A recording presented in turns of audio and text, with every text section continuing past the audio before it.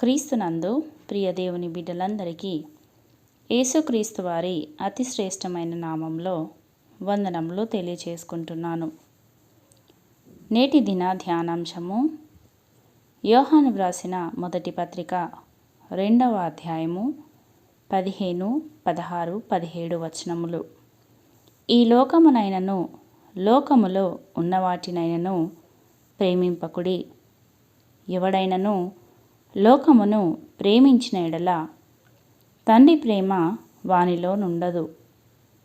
లోకములో ఉన్నదంతయు అనగా శరీరాశయు, నేత్రాశయు, జీవపు డంబమును తండ్రి వలన పుట్టినవి కావు. అవి లోక సంబంధమైనవే. లోకమును దాని ఆశయు గతించిపోవచున్నవి గాని దేవుని చిత్తమును జరిగించువాడు నిరంతరము నిలుచును. ప్రియులారా, ఈ లోకములో మనము జీవిస్తున్నాము, కానీ మనము లోక సంబంధులము కాము. మనము వెలపెట్టి కొనబడిన వారము. మనము ఆయన సొత్తైన ప్రజలము. ఆయన మనలను ప్రత్యేకపరుచుకున్నాడు. కావున ఈ లోకములో ఉన్న వాటిని మనము ప్రేమించకూడదు అని దేవుడు సెలవిస్తుంటున్నాడు. కాబట్టి క్రైస్తవులమైన మనము ఈ లోకములో యాత్రికులమై ఉంటున్నాము. కాబట్టి ప్రియులారా, ఈ లోక యాత్రను ముగించినంత మట్టుకు ఈ లోకమును, లోకంలో ఉన్న వాటి గురించి మనము జాగ్రత్తగా నడుచుకుని వారమై ఉన్నాము. ఈ లోకంలో ఉన్న వాటినైనను లోకమునైనను ప్రేమింపకుడి అని దేవుని వాక్యము సెలవిస్తుంటున్నది. మరి నీవు లోకమును ప్రేమించువాడవుగా ఉన్నావా? లోకముతో సహవాసము చేయువాడవుగా ఉన్నావా? ఒకమారు నిన్ను నీవు పరిశీలించుకో. పరిశుద్ధ గ్రంథం నుండి యాకోబు పత్రిక 4వ అధ్యాయము 4వ వచనము. లోక స్నేహము దేవునితో వైరము అని దేవుని వాక్యము సెలవిస్తుంటున్నది. ప్రియులారా, లోక అధికారి అయిన సాతాను మనలను ఈ లోకముతో స్నేహము చేయటానికి ప్రేరేపిస్తూ ఉంటాడు. కానీ మనము వాటికి దూరముగా ఉండాలి. లోకముతో స్నేహము పెట్టుకొనకూడదు. ఎందుకనినా ఈ లోకముతో సహవాసము మనలను నిత్య నాశనానికి నడిపిస్తుంది.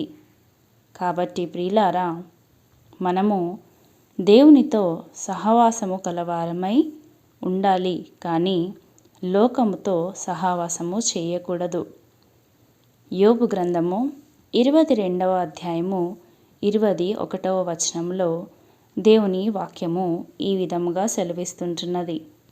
ఆయనతో సహవాసము చేసిన ఎడల నీకు సమాధానము కలుగును, అలాగున నీకు మేలు కలుగును.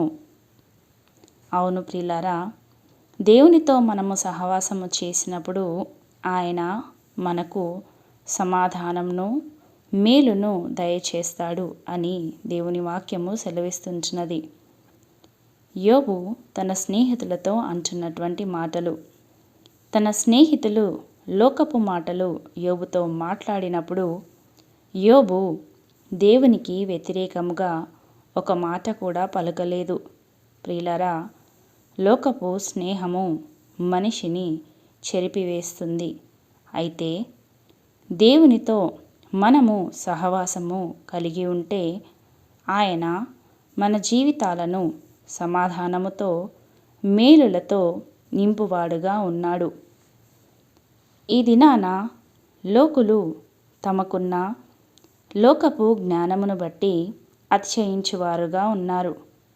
ప్రియులారా, మనము ఈ లోకములో దేవుని జ్ఞానము ఆధారము చేసుకొని జీవించువారమై ఉండాలి, కానీ లోక జ్ఞానము ఆధారము చేసుకొని కాదు. లోక జ్ఞానము వెరితనము అని వాక్యము సెలవిస్తుంటున్నది. లోక జ్ఞానము మనలను వినాశనానికి నడిపిస్తుంది. కాబట్టి బుద్ధి జ్ఞాన సర్వసంపదలు తనయందు నిలుపుకున్నటువంటి దేవుని జ్ఞానము మనము కలిగిన వారమై ఉండాలి. ప్రియులారా, దేవునితో సహవాసము మనలను నిత్య జీవానికి నడిపిస్తే, లోకముతో సహవాసము మనలను నిత్య నరకానికి నడిపిస్తుంటుంది. ఎవడైనను లోకముతో సహవాసము చేసిన యెడల వాడు దేవునికి విరోధి అని దేవుని వాక్యము సెలవిస్తుంటున్నది. మరి ప్రియ దేవుని బిడ్డలారా, మీరు లోకముతో సహవాసం చేయువారుగా ఉన్నారా? అయితే దేవునికి నీవు శత్రువుగా ఉండాలనుకుంటున్నావా? ఒకమారు నిన్ను నీవు పరిశీలించుకో.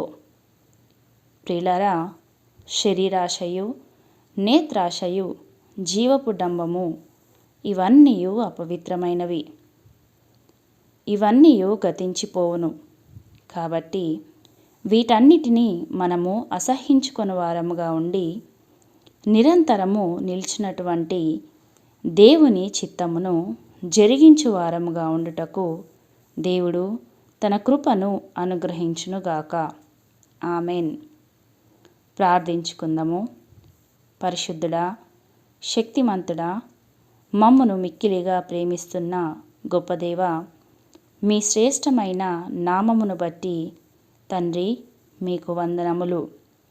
మరి ఒక దినమును చూచుటకు మాయందుంచిన మీ కృపను బట్టి మీకు స్తోత్రములు దేవా.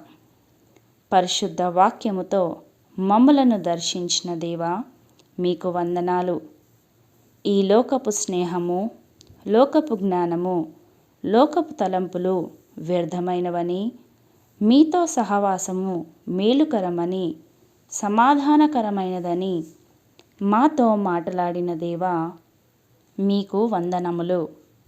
అవును ప్రభువా, లోకమును మేము ప్రేమించకుండా లోకములో ఉన్న వాటిని అసహ్యించుకునే మనస్సును మాకు దయచేయండి.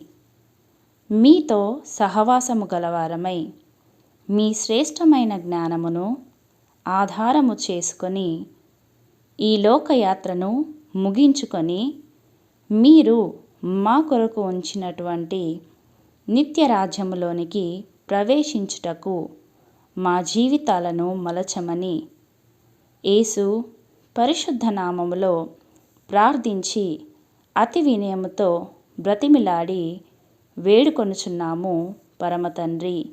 ఆమెన్.